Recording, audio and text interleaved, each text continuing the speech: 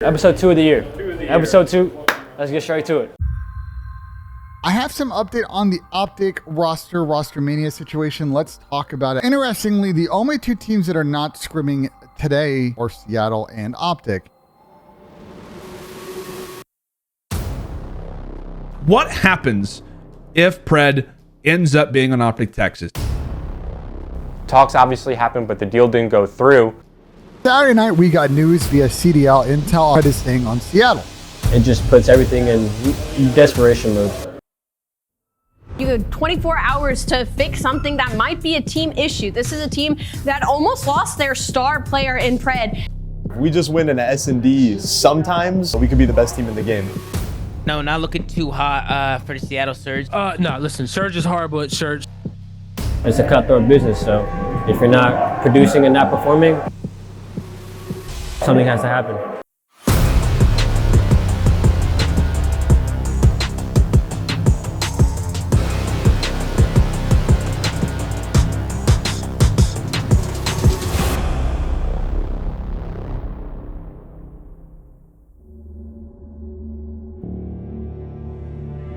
It was attempted to the highest level, it just wasn't possible. We've done everything we could, it just wasn't possible. But that's just how it is, guys. But hey, still got a season, a long season. Gotta lock in, baby, gotta lock in. I feel like the team that I have here and the people that I've had support me in Seattle is one of the best, if not the best. So for me, I'm trying to make the best decision for myself and for my future, because at the end of the day, your career is only so long. So for me, it was mainly just that. But you know, I mean, staying with Seattle, I mean, I was never in a hard fought because I didn't know which one I wanted to do. I was easy with whichever one.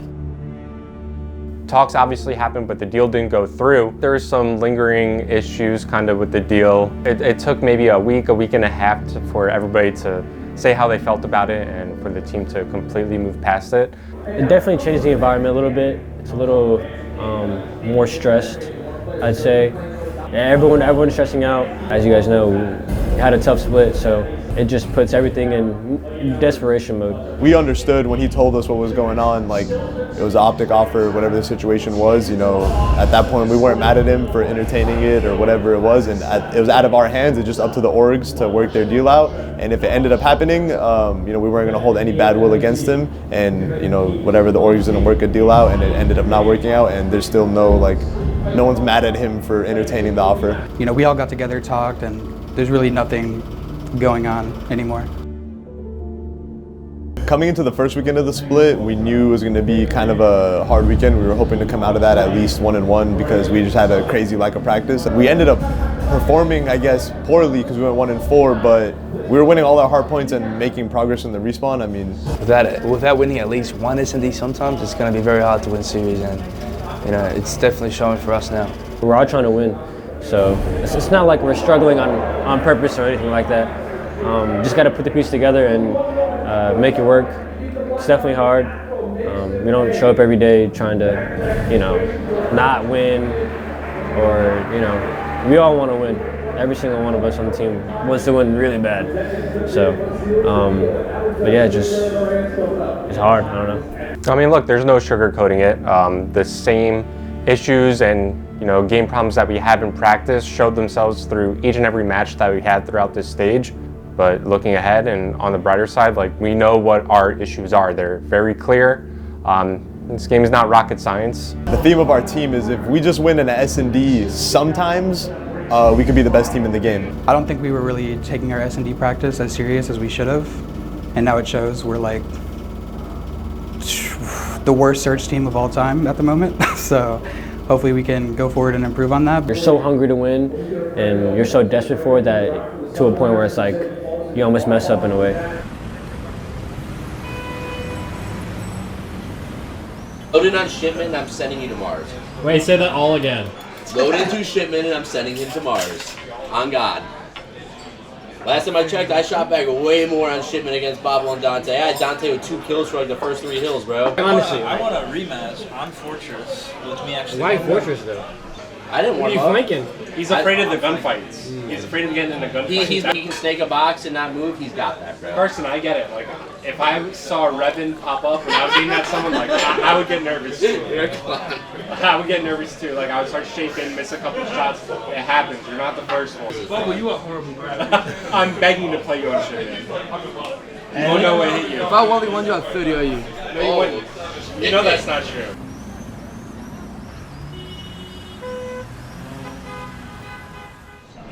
Yeah. Look at Brent Carson. That's fun time. I don't see him milk truck. He's tree Kimmy. Oh, gas wall. Gas one tree. Yeah, he went orange. Gas wall did. It's the beginning of one of the best losers bracket runs of all time. Starts today. Starts with this series. Yeah, I think the map pool worked out well today for sure. We got what we wanted in the searches, what we were expecting, so hopefully we can bring home a search victory today. That would be nice. We're just making a lot of mistakes early game, but we've been working hard over the last couple of weeks to try to fix those, and I think we'll be good this weekend. All right, everybody, y'all ready to go? All right, you guys got me now? All right, let's go. Coming out to the stage first, Boston. Y'all ready to get this started? No rah-rah speech needed. I think the momentum that we'd have, sending a team home at their own event, they have the home field advantage, and we would send them home. I think that would give us a lot of momentum as a team going forward. We've been teaming with each other for 2 seasons now, so there's no need to be, no need to give a rah-rah speech. We know what's at hand. We understand everything.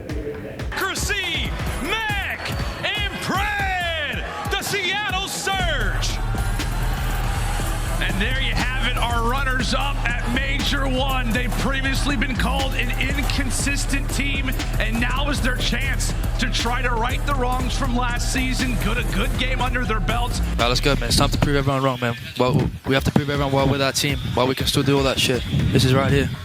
What? Yes, baby. Just bring the intensity, man, no matter what the happens. Just make sure we do our best as we can, man. That's the main important thing. Win, lose, whatever it is, man. As long as we do our best, we just need to make sure we're in it together, bro. And that's all it is. That's all that matters. We're in it together. Win, lose, we're going to have to deal with it. But let's win. We know we can win. We know we're better than these guys. We should play with some confidence and some nice comms, man. Let's go. Come on, baby. Come on. Let's go, Mac. Let's go. Looking at them to maybe go on another run, and I think for the Boston Breach, yes, it is their first major here in Boston. They don't want to let the fans down, but it's sort of a question of like, we don't really know where this team kind of stands. They're sort of middle of the pack. I think this win would give them a lot of confidence moving forward. It's all good. It's all good. It's all good. We get this P5 to P1, we're bound. They set us up for success here. Leading the way, you need Vivid. I think that, there's some machine gun duo. It's one thing for this Boston Breach team. It just feels like at one moment they're on fire. Maybe one's really struggling. Nice, Mac! Nice, Mackenzie! But Mac, he is just going to light them all up in kitchen. They all line up. That is going to be 3 in a row. Sim now just playing for this position, trying to keep them off that hill. Gives his team the spawns. Mac and Fred going to be right behind him as they're going to fly on through. Mac there with another 3. Mac is just frying right now. All 4 of Boston Breach take. Mac and Fred, that's some machine gun duo on Embassy going off. And when they've been so strong, I mean, someone's going to pay on the other side of it. Vivid, sitting around double negative, struggled to get it going, but they're getting pieced right now. Everything's gotten broken. There's the final second. Surge. They are on the board first. Let's go, baby. Don't talk about these kids suck. Let's go, man. Come on. Good shit. Well, that break off, they definitely got shit on still. They all went PD. They just didn't cross it all. The crowd eager to get rocking, and they're giving them some moments here. Now just down to Sib, completely dominant. 4 up. Sib and Mac, they know he's in this spot. He's just buying time. Similar, he wins 1. Somehow able to win that. Now he's just dancing. There's the pinch, and Boston Breach winning offense. No kill through, so they get the plant. They're able to get out. Big wake, though. He's finding the pixel over the plate. Fred, Mac, gonna drop. Down arrow, coming through with a pinch, and puts him to bed. That's a quick retake. I mean, this is correct if you are Boston. That A site wide open. We're gonna know it here soon. Okay, they're gonna line up for Awakening, and that is easy. Boston tucked it. It's all good. We're good. We're good. Defense. Okay. So, nice try. I should have won that smoking to me those rounds, bro. That's so fucked.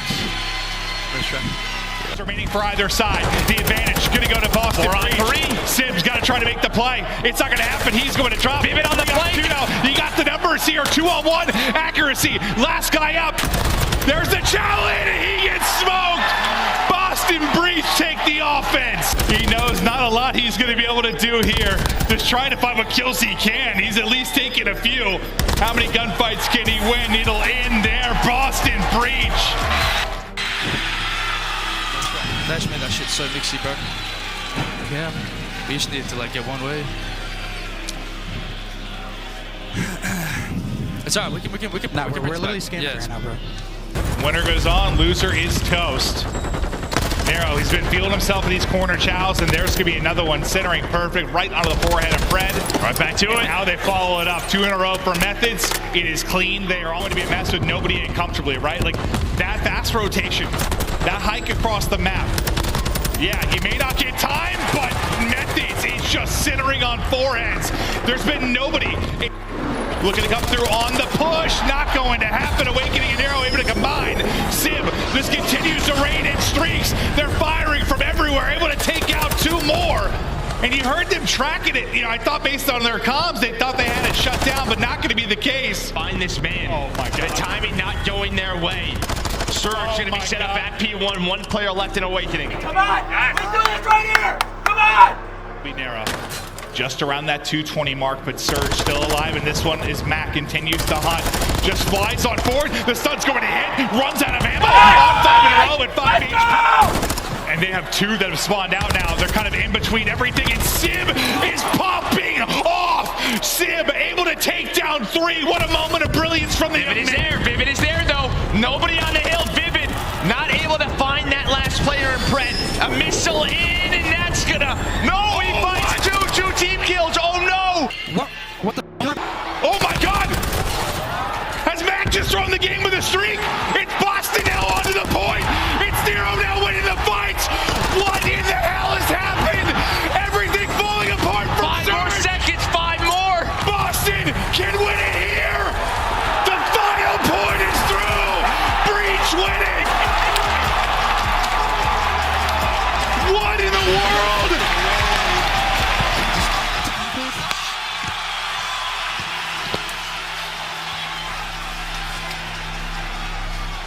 Just again making it messy. That was really. You're right. They died to the window. They died to the window. That's on his. This game is broken. Oh my God! I feel that's not on Mac, bro. This Like game is I don't broken. understand. What was that, chat? I don't what was understand that? how that is. Chat, they were still in the building, got bro. Trolled by the game. Chat, bro. they were still in the building, bro.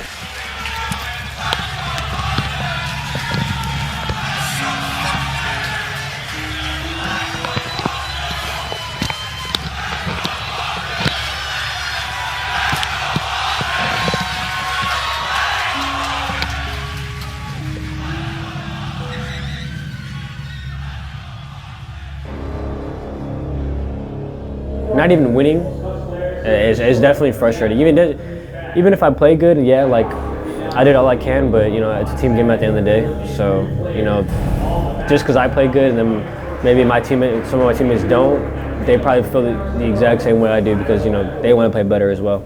To be frank, this is a different game. It's not Vanguard, and it also speaks to our struggles in Search and Destroy as a whole. Just the pace that you're able to move at in Vanguard, you can't really do in Modern Warfare 2. The game slows down tremendously compared to Vanguard, where you could flood, trade, slide cancel, and you know really work together as a team to bail you out of a lot of situations. Here, because it's so slow and a lot more methodical, like our guys aren't natural Search and Destroy players, so they really need to kind of adapt to the slow pace and get used to everything slowing down, people crouch walking everywhere. They're just more attuned to the respawn, which is why we have a lot of success in the 1-3-4 modes.